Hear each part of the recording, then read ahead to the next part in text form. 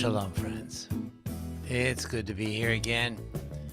Just happened to notice that we have recorded more than 200 videos, which are all on my YouTube channel, which you can find by searching for David Kamen on YouTube. But of course, many of them are these weekly broadcasts, but also lots of other classes and other things that we've done over the years together and that have been recorded. But in any event, I wanted to call attention. This week we have a Torah reading. It's called Chaye Sarah.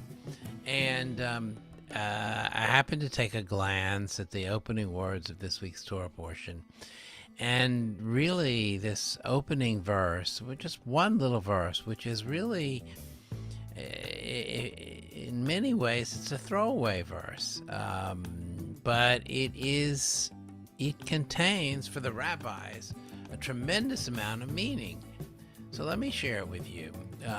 It's in Genesis chapter 23, verse 1, where we read, V'yiyu chaye Sarah, Mea shana, ve'esrim shana, ve'sheva shanim, shnei chaye Sarah.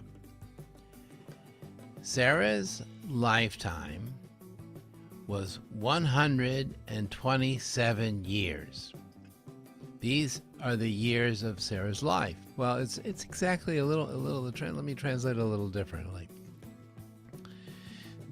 The years of Sarah's life was 100 years, 20 years, 7 years.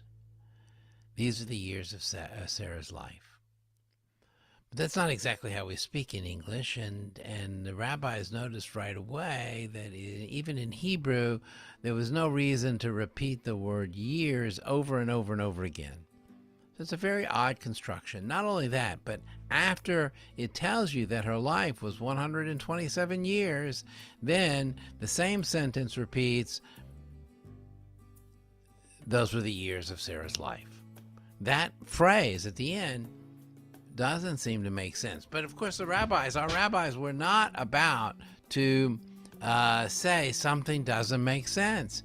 Instead, they looked for a way of being able to interpret even that redundant phrase that says these are the years of her life, that at the very end of that sentence.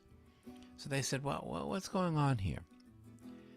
First of all, they said that phrase is not redundant because it's telling us something about the quality of her life. That is, that her life was full of meaning. She somehow infused her life with meaning. These are the years of her life, emphasizing here life, that these were years that she was really alive and doing things. So the rabbis wanted to interpret that she was not just alive, but she was really living. And they say that they suspect that what they mean by that is our ancestor Sarah was really involved in doing good deeds and raising children that had a quality education and quality life and a quality of and good values, and she was actively pursuing mitzvot, and of course for the rabbis they imagine that she had all these commandments to fulfill. So they say that extra phrase was talking to us something about the quality of life. Maybe that's also something we could take into our lifetime. And that is to say, are we really living life to its fullest? Are we really doing everything we can to live life to its fullest, to take advantage of every particular opportunity in our own lives?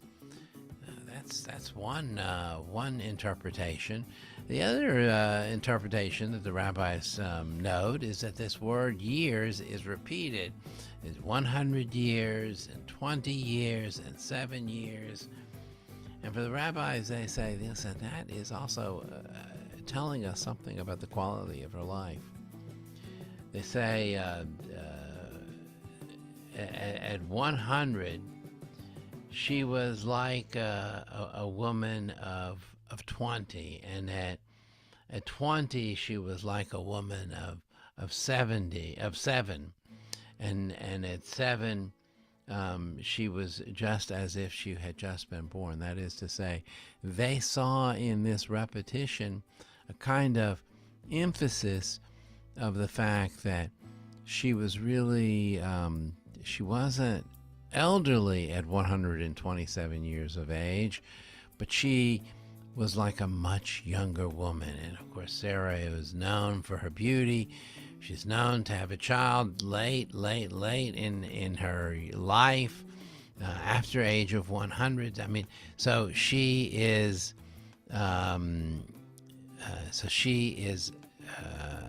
she is portrayed here, at least by the rabbis, as being vigorous and vital throughout all the days of her life. There was not a period of time when she was sitting back in a rocking chair, but somehow she managed to be vigorous all of her life. Well, this one little sentence, just telling us how old she was, is being interpreted by the rabbis. Incidentally, the very next sentence tells us about her death, and then she died. The rabbis saw a tremendous meaning in that too. They said, listen, what is that telling us? It's telling us that we should pay attention to life and not death. That what was important about Sarah was not that she died, not the fact that she was no longer alive. What's important about Sarah was that she lived, and she really lived. She lived life. So let that be our prayer for our lives, that we fill our own lives full of experiences, full of relationships, full of meaningful moments as much as we can in our life, so that we can be like Sarah. We can really live, and that's the important thing of our lives. Well, one little sentence has some meaning. Thank you for being with me. We're going to now conclude with the Kaddish prayer, as we usually do. Yitkadal v'yitkadash shemei Rabbah. B'yalma divra kirute v'yamlich machute. B'chayechon v'yomechon v'chayei d'chol Beit Yisrael. B'agalav yizman kariv v'imru amen. Yehi shmei Rabbah mevarach li'olam li'omei amaya. Yitbarach v'yishtabach v'yitbawar v'yitramam v'yitnaseh. V'yitadar v'yitalev v'yitalal shemei d'kudisham barichu. Li'ela min kol berchata v'shirata. Tushbechata v'nechamata damiran be'alma v'imru amen. Yehi shlama Rabbah min Shemaya. V'chayim oleinu v'al kol Yisrael v'imru amen. Oseh shalom b'mramav. Hu ya'aseh shalom. Oleinu v'al kol Yisrael v'imru amen. Thank you so much, friends, for being with us, and we wish you a wonderful week ahead. Bye-bye now.